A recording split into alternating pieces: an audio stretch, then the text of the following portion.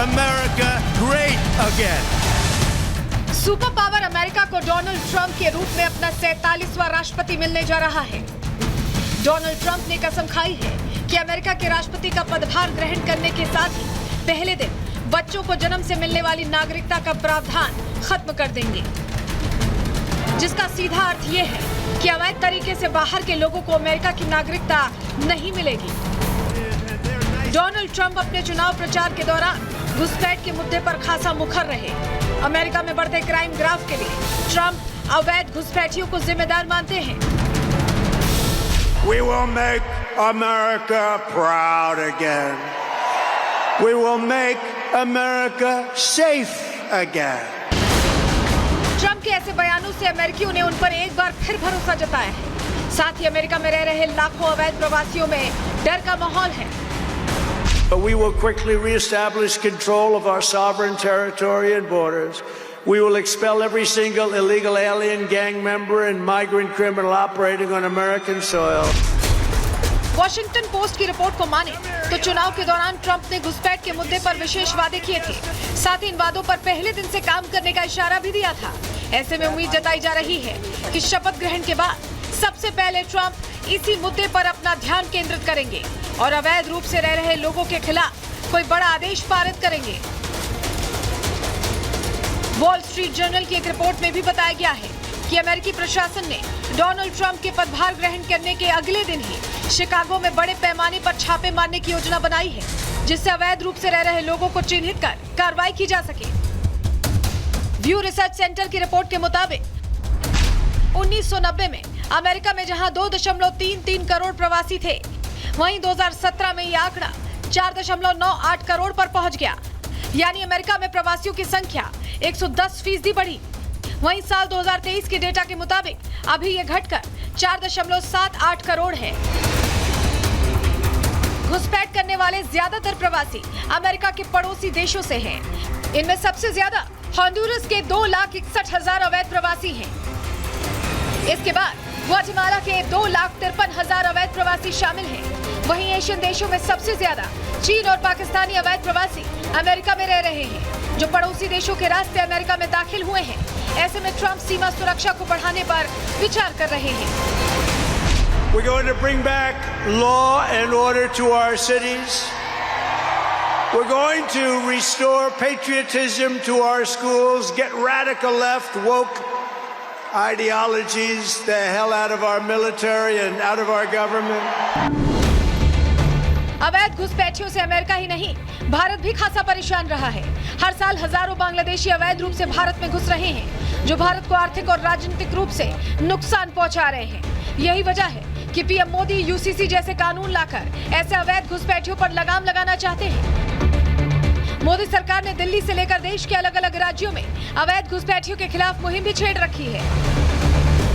आज बंगाल के युवाओं को मिलने वाले अवसर ये घुसपैठिए छीन रहे हैं। आपकी जमीन जायदाद पर वो लोग कब्जा कर रहे हैं। पूरा देश चिंतित है। बंगाल के सीमावर्ती इलाकों में डेमोग्राफी बदली गई है। अवैध घुसपैठ पर भारत और अमेरिका की नीति एक जैसी है। ऐसे में देखना ये होगा कि सत्ता संभालते ही ट्रंप किस रणनीति के साथ आगे बढ़ते हैं। Bureau report, Republic Bharat. We will make America. तो अपनी प्राथमिकताओं को लेकर कैसे आगे बढ़ने वाले हैं डोनाल्ड ट्रंप, अब ये आपको समझाने वाले रहे हैं। सबसे पहले युद्ध की बात कर लेते हैं। युद्ध को लेकर क्या रणनीति बदलने वाले हैं। दरअसल ट्रंप सत्ता संभालते ही बड़े मुद्दों पर काम करेंगे। रूस यूक्रेन युद्ध को रोकने के लिए प्रभावी कदम उनकी तरफ से उठाए जा सकते हैं, ऐसी जानकारी मिल रही है। इजराइल हमास युद्ध पूरी तरह से रोकने पर उनका जोर है। ट्रंप ने हमास को पहले ही इसको लेकर चेतावनी दी थी।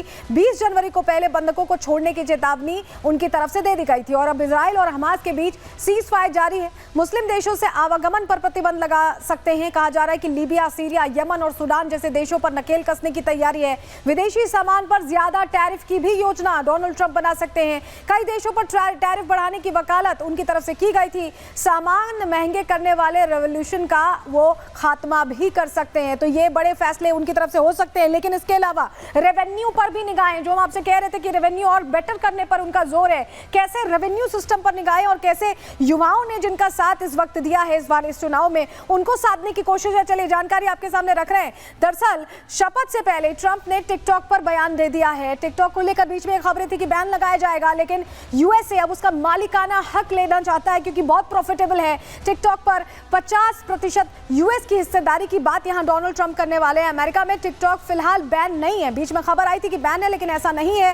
कंपनी ने रिस्टोर कर दी है टिकटॉक की सर्विसेज अमेरिका में, और ऐसे में 17 जनवरी को बैन लगाने का आदेश आया था। क्यों यह आदेश आया था ये भी आपको बता रहे हैं। सुप्रीम कोर्ट ने सुरक्षा का हवाला देकर बैन किया था, लेकिन आज टिकटॉक के मालिक यहां पर पहुंच रहे हैं, शाचियू, जो कि ट्रंप के मेहमान भी हैं, और ऐसे में अब 50% हिस्सेदारी को लेकर बात हो सकती है। लेकिन प्रधानमंत्री नरेंद्र मोदी की तरफ भी ट्रंप का अच्छा खासा झुकाव रहा है। तस्वीरें वो इस तरह की सामने आती रही हैं। कुछ समय पहले की तस्वीरें हम आपको दिखा रहे हैं जो प्रगाढ़ता है डोनाल्ड ट्रंप की अमेरिका की प्रधानमंत्री नरेंद्र मोदी के रिजीम में रही है, तो उस दौरान बहुत गर्मजोशी देखी गई, और ऐसे में वही तस्वीर देखने को मिल रही है। और ऐसे में भारत के साथ रिश्ते कैसे होंगे, चलिए जानकारी आपके सामने रख रहे हैं। भारतीय एक्सपोर्ट सेक्टर को यहां बड़ा लाभ मिल सकता है, बड़ा फायदा मिल सकता है।